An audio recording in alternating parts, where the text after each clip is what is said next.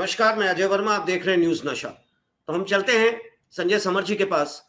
झारखंड से हमारे साथ जुड़े हैं वरिष्ठ पत्रकार संजय समर जी। हम उन्हीं से जानना चाहते हैं कि आज की तारीख में क्या हो रहा है झारखंड में। ओथ तो हो, मुख्यमंत्री ने ओथ ले लिया। कैबिनेट एक्सपेंशन कब तक संभावनाएं हैं, और इन पिछले 2 दिनों में क्या मेजर डिसीजंस हुए हैं। 2-4 तो उन्होंने जैसे ही ओथ लिया था, उन्होंने 8 प्रस्तावों पे उनकी सरकार ने निर्णय लिया, जिसमें एक था असम में जो एक स्पेशल कमेटी जाएगी। दूसरा जो बहुत बड़ा मुद्दा है उस पे उन्होंने लिया कि 168 शायद, if I am not wrong, Sanjay ji clear करेंगे, जो कोल का बकाया है केंद्र के पास, उसके लिए उन्होंने खुलकर कहा है कि अगर केंद्र इतने सालों से मैं मांग रहा हूं, इतने सालों से झारखंड विनती कर रहा है कि केंद्र वो पैसे जो है ड्यूज झारखंड स्टेट का वो दे, अगर नहीं देते हैं और अगर डिले होता है तो मैं, हेमंत जी का कहना है कि सरकार लीगल कोर्स भी अपनाने के लिए मजबूर हो जाएगी और शायद जल्द ही इस पे झारखंड सरकार एक्शन भी लेने जा रही है। दूसरी बात जो मैं आपसे ये भी जानना चाहूंगा कि बिहार में जिस तरीके से 24वें स्थापना दिवस पे इनके पासवान जी की जो पार्टी है, पासवान जी के पुत्र चिरंजीवी ने जो स्थापना दिवस था एलजेपी का, उसमें उन्होंने नीतीश जी को बुलाया था और कहा था कि शायद नीतीश जी आएंगे, और नीतीश जी गए भी, और चिरंजीवी ने उनका पैर छूकर आशीर्वाद लिया। और कहा जा रहा है कि झारखंड में, ये बिहार में पछुआ और पहाड़ों की सर्दी ने ठंड तो बढ़ा दिया है, पर इस मुद्दे के पास, इस घटना के बाद, 24वें स्थापना दिवस एलजेपी के बाद नीतीश जी और चिरंजीवी का साथ आना शायद वहां की राजनीतिक गर्मी में इजाफा उसने कर दिया है। और यह भी कहा जा रहा है कि शायद बीजेपी के अंदर खाने में जो बातें चल रही हैं, ऐसा तो नहीं कि फिर नीतीश जी और एलजेपी, चिरंजीवी एक साथ अगर हो गए तो बड़ा मुश्किल हो जाएगा केंद्र में, क्योंकि टीडीपी भी ऑलमोस्ट वक्फ पे उन्होंने क्लियर कर दिया है अमेंडमेंट बिल पे। क्या है स्थिति, मैं आपसे जानना चाहता हूँ दोनों ही राज्यों में। नमस्कार जी। नमस्कार अजय जी, आपके सवाल अक्सर 2 भागों में बटे होते हैं, तो पहले भाग का मैं उत्तर दे दूं। आपने बिल्कुल सही कहा, ओथ लेने के बाद झारखंड के मुख्यमंत्री हेमंत सोरेन फास्ट हो गए हैं, लेकिन अभी उन्होंने अपने काबीना का विस्तार नहीं किया है। ऐसी संभावना जताई जा रही है कि 6 तारीख को इनके काबीना का विस्तार होगा। 9 तारीख से लेकर के अगले 3 दिनों तक विधानसभा का सत्र भी आहूत है, जिसमें वो फ्लोर टेस्ट होगा। 9 तारीख को प्रोटेम स्पीकर का भी चुनाव हो चुका है, स्टीफन मरांडी होंगे प्रोटेम स्पीकर। उसके बाद तमाम सदस्यों की सदस्यता ग्रहण करवाई जाएगी, मतलब शपथ लिया जाएगा। उसके बाद फ्लोर टेस्ट होगा। ये सब क्रियाएं जो चलती हैं वो अपने नियमानुसार चलेंगी। और अच्छी बात यह है अजय जी कि कम से कम यहाँ महाराष्ट्र की तरह भागदौड़ नहीं मचा है। अगर भागदौड़ मचता तो यहाँ के भी हालात वैसे ही होते जैसा महाराष्ट्र का है। और हमें ऐसा लग रहा है कि महाराष्ट्र की जनता भी अब ठगी सी महसूस कर रही है, क्योंकि कानून के साथ खिलवाड़ हो रहा है, संविधान के साथ खिलवाड़ हो रहा है, और इसे जनता भी अब स्वीकार कर रही है। तभी बहुत अच्छे लोग भी, आप सोशल मीडिया में भी देख रहे हैं, विकल्प की बात कर रहे हैं लोग, क्योंकि 26 नवंबर तक सरकार वहां बन जानी थी। लेकिन ये किस प्रकार की राजनीति भारतीय जनता पार्टी कर रही है, चाहे मध्य प्रदेश को हो, राजस्थान को हो, कहीं भी चुनाव तो अपने गठबंधन में लड़ लेती है, लेकिन मुख्यमंत्री चुनाव को लेकर के ये लोग भागा भागी कर करके ये अच्छा संदेश नहीं देते। दूसरे राज्यों पर इसका प्रभाव पड़ता है। तो यहाँ हेमंत सोरेन झारखंड में अपने किए गए वादों पर लग चुके हैं, चाहे रोजगार की बात हो, मैया योजना की बात हो, इन सब पर काम कर रहे हैं। लेकिन कानून व्यवस्था को अभी तक इन्होंने गंभीरता से नहीं लिया है। हालांकि पुलिस कई जगह छापामारी करके कुछ अपराधियों को पकड़ी है। आज भी उन्होंने यहाँ की झारखंड पुलिस ने पलामू जिला में एक रैकेट को पकड़ा है। उनके पास से 8-10 पिस्टल, बड़े पैमाने पर कारतूस, मोबाइल, ये सब प्राप्त किए हैं। मैंने जब्त किए हैं, प्राप्त नहीं किए हैं कहेंगे इसको, जब्त किए हैं, ऐसा हुआ है। कानून व्यवस्था को लेकर के राज्य सरकार को थोड़ा सचेत होने का है। 6 तारीख को जो काबीना विस्तार होगा उसके पीछे यही उद्देश्य है कि भाई सत्र चालू अगर होगा तो उसमें जो सवाल होंगे उस सवाल का जवाब कौन देगा, क्या देगा, उस हिसाब से चल रहा है। और जो भीतर से जो सूचनाएं मिल रही हैं उसमें 5 पर 1 मंत्री की बात हो रही है। उसी हिसाब से कांग्रेस को 3 की संभावना ज्यादा दिखलाई दे रही है कि 3 मंत्री कांग्रेस कोटा से बनेंगे और 1 मंत्री बनेंगे आरजेडी से। उसके बाद अभी कम्युनिस्ट वाले अपना पत्ता खोले नहीं है, लेकिन हेमंत सोरेन जिस हृदय के हैं कि पिछले बार 1 ही सीट जीती थी आरजेडी, लेकिन 1 को उन्होंने मंत्री बनाया था। तो हो सकता है कि कम्युनिस्ट से भी 1 हो।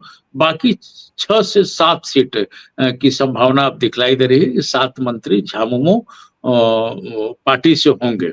ये जो सामने दिखाई दे रहा है। अब लेकिन कांग्रेस अड़ी हुई है अजय जी कि हमको 4 सीट चाहिए तो 4 सीट चाहिए। ज्यादा झमेला कांग्रेस मंत्रिमंडल में दिखलाई नहीं दे रहा है, क्योंकि हेमंत सोरेन ने साफ शब्दों में कहा है, खास करके कांग्रेस के लोग भी इस बात को मान रहे हैं कि अनुभवी लोगों को अगर मंत्रालय दिया जाएगा तो मंत्रालय बढ़िया से भी चलाएंगे और जन का काम होगा। ऐसा हेमंत सोरेन का इरादा है, जो वो बयान भी दे रहे हैं।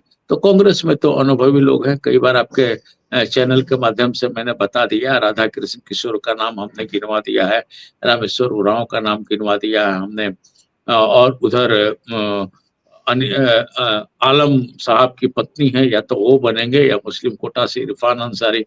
ज्यादा चांस दिखलाई दे रहा है कि इरफान अंसारी ही आगे आगे चलते दिखाई दे रहे हैं, क्योंकि आलमगीर आलम की पत्नी पहली दफा विधायक बनी है और इरफान अंसारी ये 3रा टर्म चुन करके आए हैं और एक विपक्ष के एक कदावर नेता सीता सोरेन को हरा करके आए हैं। तो हो सकता है इनाम स्वरूप इनको मिल जाए। और उच्च जाति से दीपिका है, दीपिका जो महागामा से जीती है उनका, तो ये तो क्लियर है। आरजेडी में भी लगभग क्लियर है कि सुरेश पासवान बनेंगे या संजय यादव बनेंगे। संजय यादव जो गोड्डा विधायक हुए हैं उनका चांस ज्यादा दिखलाई दे रहा है, क्योंकि वो पहले भी कई बार विधायक रह चुके हैं, इसी से उनका चांस ज्यादा दिखलाई दे रहा है।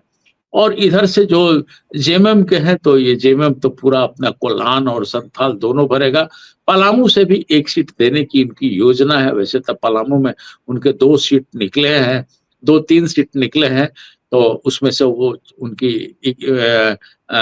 हिसाब से है कि भाई उच्च जाति से आनंद प्रताप देव हैं, पहले उच्च जाति को रिप्रेजेंट करते थे। मिथिलेश ठाकुर जी जो गढ़वा से विधायक होते थे, इस बार गढ़वा से वो हार गए हैं, तो आगे उसी से सटे जो जगह है उन्होंने भानु प्रताप शाही को हराया है। तो आनंद प्रताप देव का बनना लगता है लगभग तय माना जा रहा है। आनंद प्रताप देव वहां के राजा भी हैं और राजा साहब आज भी कहे जाते हैं, राजा परिवार ही रहा है, तो हमें लगता है कि लोकल यही के हैं, तो यहाँ उनका मिलने की संभावना ज्यादा दिखाई दे रही है। उधर मथुरा महतो की बात हो रही है, पूर्वी जाति से आते हैं। संजय जी, हम मुद्दों पे बात कर रहे थे। मैंने आपसे पूछा था कि जो 8 डिसीजंस लिए गए हैं उसमें एक मेजर डिसीजन था 1.36 लाख करोड़ का जो कोल ड्यूज है। हेमंत जी ने कहा कि अगर आप नहीं दोगे तो हम लीगल कोर्स लेंगे। सुप्रीम कोर्ट ने भी कुछ दिन पहले ही कहा था। मैं मुद्दे पर ही हूँ अजय जी, और जो हेमंत जी ने जो कहा है, जो आपने जो सवाल उठाया, तो उस सवाल के जवाब में यही है कि ये इस तरह की मांग यहाँ जब से अलग हुआ सरकार तब से इस तरह की मांग चल रही है। इस बार हेमंत सोरेन ने जो बात कहा है अब वो सख्ती दिखलाएंगे, चूंकि उनकी फुल मेजोरिटी है और फुल मेजोरिटी के साथ आए हैं। पहले की जो भी सरकार रही है, अल्पमत की सरकार होती थी, ठोक बजा करके ठोस बात नहीं हो पाती थी। इस तरह के मामला जितने अब तक बकाया है, झारखंड सरकार के लगभग 1,36,000 करोड़ रुपया केंद्र सरकार पर बकाया है, उसका इन लोगों ने डिमांड किया है। तो पहले मुंडा सरकार के समय से ही ये बकाया चला रहा है, कोई नया बकाया नहीं है, ये पुरानी है। उन्होंने भी जब मनमोहन सरकार थी तो उन्होंने भी डिमांड किया था, उसमें उस वक्त ये कम था, ये पैसे कम थे और धीरे धीरे बढ़ते बढ़ते 1,36,000 करोड़ के आसपास हो गया। हेमंत सरकार ने अगर पत्र लिखा है तो निश्चित इस पर आंदोलन की भी बात जो चल रही है, तो अपने लोगों को ये चलाने की बात कर रहे हैं। तो ये इंतजार करेंगे, अभी काबिना विस्तार हो जाने दीजिए, उसके बाद इनका स्टेप जो होगा वो देखने लायक होगा अजय जी। और इस बार हेमंत सोरेन जिस शक्ति से उभर करके आए हैं तो केंद्र से दो दो हाथ करेंगे। अब इसका खामियाजा क्या होगा ये पता नहीं है, लेकिन केंद्र से इन्होंने मन बना लिया है कि दो दो हाथ करेंगे। हाँ जय जी, कुछ कह रहे थे आप? मेरा आपसे पूछने का मकसद यही था कि इन दोनों मुद्दों पे, आदिवासी का मुद्दा जो उन्होंने असम का मामला उठाया है और कहा है कि एक स्पेशल कमेटी असम का दौरा करेगी वहां को असेस करने के लिए कि ट्राइबल्स की क्या स्थिति है।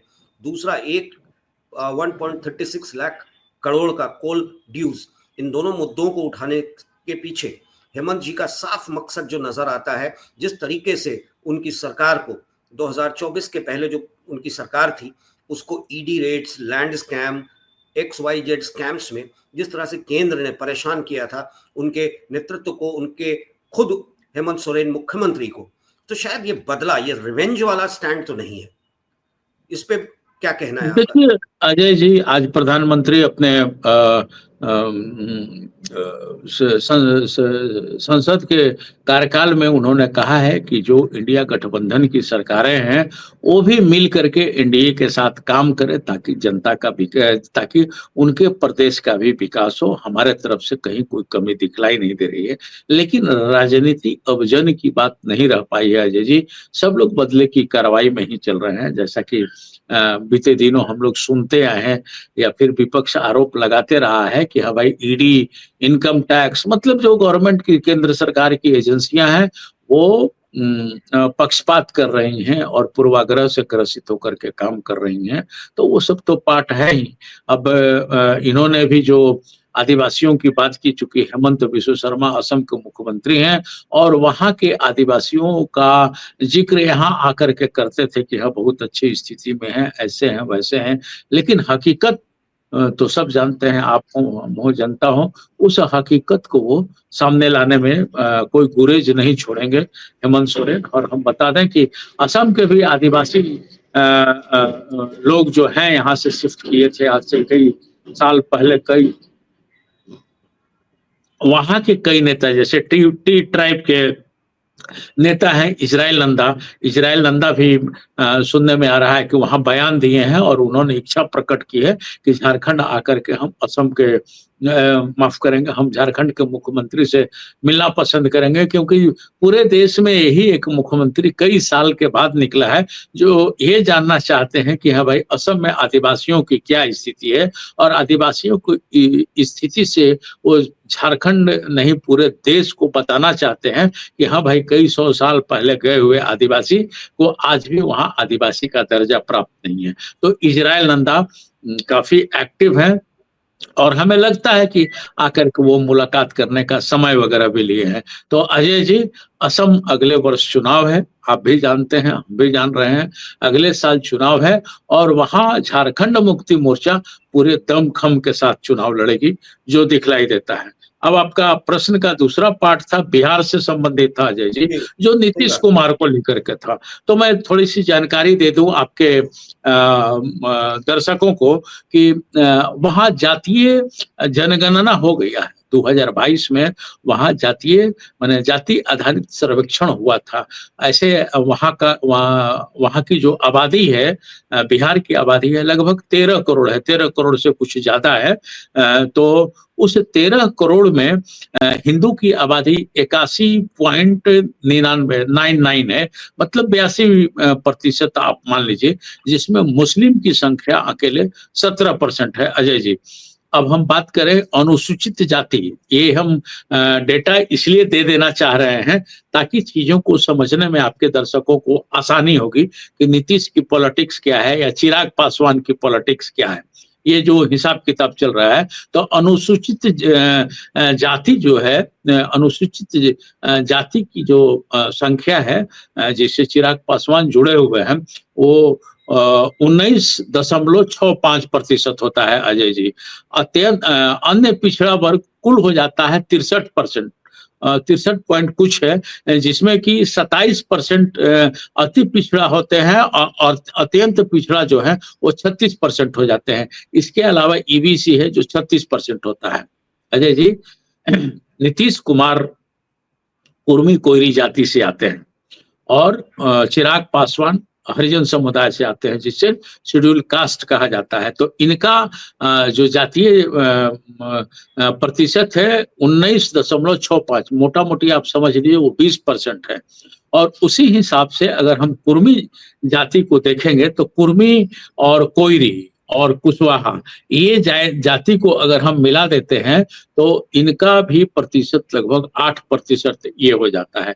तो ये 28% ये हो गए। और अगर हम ओबीसी मतलब बैकवर्ड के साथ अगर उसको जोड़ देते हैं, 19.65 को जोड़ दे रहे हैं और 27% जोड़ दे रहे हैं, तो लगभग 46-47% ये जाति हो जाती है। दोनों जाति को हम मिला दे रहे हैं। तो नीतीश कुमार के बारे में लालू यादव राजद सुप्रीमो ने संसद में कहा था कि नीतीश सबको का मुंह में दांत होता है, नीतीश कुमार के पेट में होता है। और बाकी देखा ही गया है, वो किसी कीमत पर कुर्सी छोड़ना नहीं चाहते हैं।